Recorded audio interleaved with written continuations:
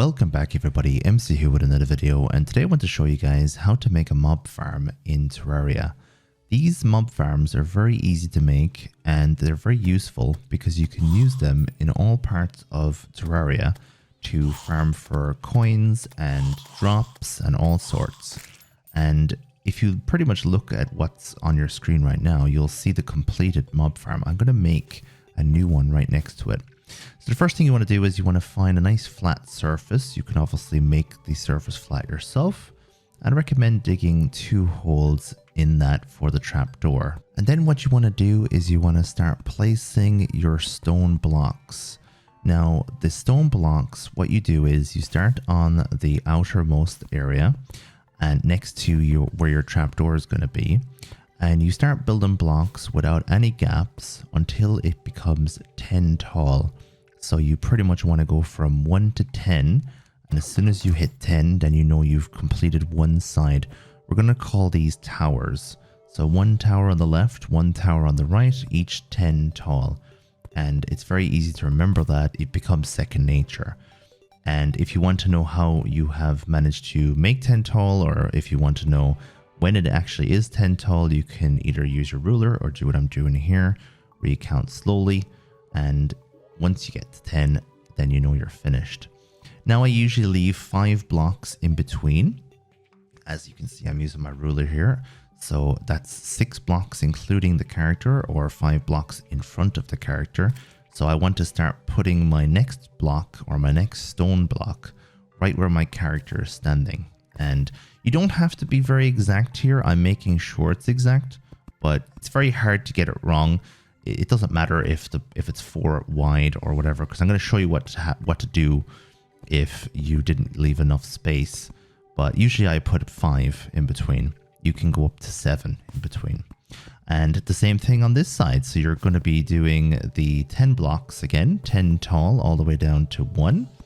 And it doesn't need to be flat on the other side. Obviously, I ran out a little bit of flat land here. But for looks, it might be better if you made it on a bit of a flatter surface. So you can do a little bit of excavating there to make it look nicer. And then you need to hammer the blocks so that they become pretty much diagonal. They want to become a ramp. You don't want any blocks blocking the enemies from getting into your trap. So just hit them twice each. And if you make a mess of it, it's fine. You can always go back. Just keep hitting. I'm using a wooden hammer here, so you don't need a fancy hammer either. And it's very, very easy. As you can see, I made a mess at the top of that. And what you want to do is you want to put your bucket of lava into the gap in between. Now, if there's too much lava in one spot, the gold that the enemies drop will disappear, which means the arm of the lava is too dense. And you want to make sure you spread it out. I'll show you how to do that in a second. Usually I like to leave a gap of 3 for my character and for banners and for everything else pretty much underneath the trap. And then you want to use a trap door in order to block the enemies from falling into your little tunnel area. So usually what I like to do is I like to have a 3 block gap for my character to move underneath, directly underneath the trap, and then a further 3 block high tunnel for my character to walk around underneath that as well. You'll see what I'm doing as I do it. So we're just going to take out these blocks, and we don't want to hit the block that's holding the lava by accident. If you do that, just pick the lava back up with your bucket. It's not that big of a deal. You can fix any issues you have, and since I have the trap door already down, as you can see, the enemies can't get down to me. So you are pretty safe here to take your time and, unfortunately, in some cases, make mistakes. You're going to make mistakes in the first instance. Now, if you keep an eye on what's going on above, some of these coins are actually getting destroyed here. So while you're making your little tunnel, make sure you keep an eye on what's going on above you and see if the coins are getting destroyed or the drops are getting destroyed. If they are, then the lava is too dense and you need to spread it out a bit. But first we're going to finish our little tunnel here.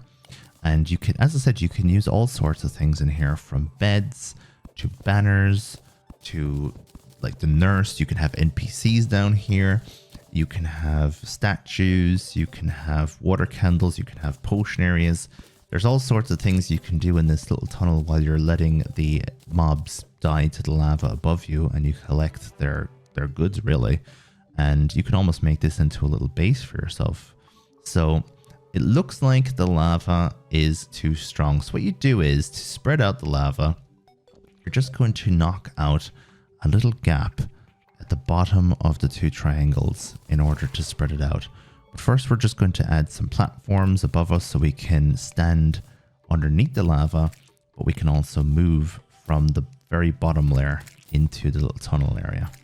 And you don't have to block yourself off like I do here. Some people do, some people don't. It doesn't really matter. You can leave the tunnel open. The mobs are going to jump into the lava either way, and you don't really need to worry. Most of what you do in these little tunnels underneath are more for looks than for actual practical uses.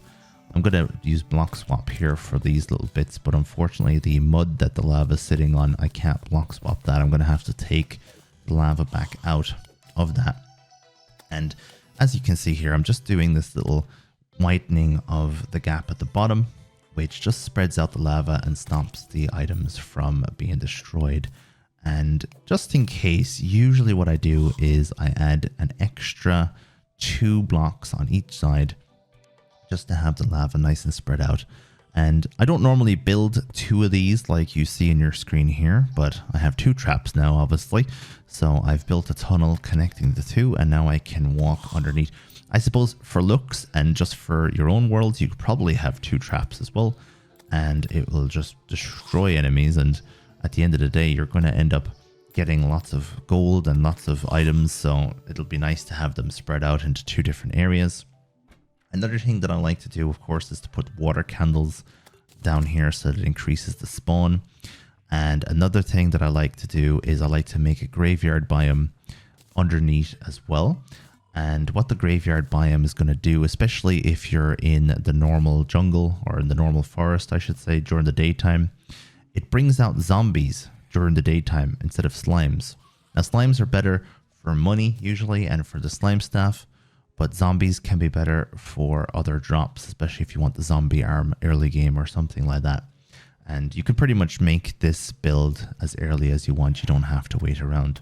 And as you can see, it's during the day and I'm getting lots of different enemies that normally come out at night. I can collect lenses, for example, which is very useful. Anyway, thank you very much for watching today's video. Let me know if you have any questions, and I'll see you in the next one. Best of luck getting your mob farm, and make sure to use this all over Terraria to get your drops. Ta-ta!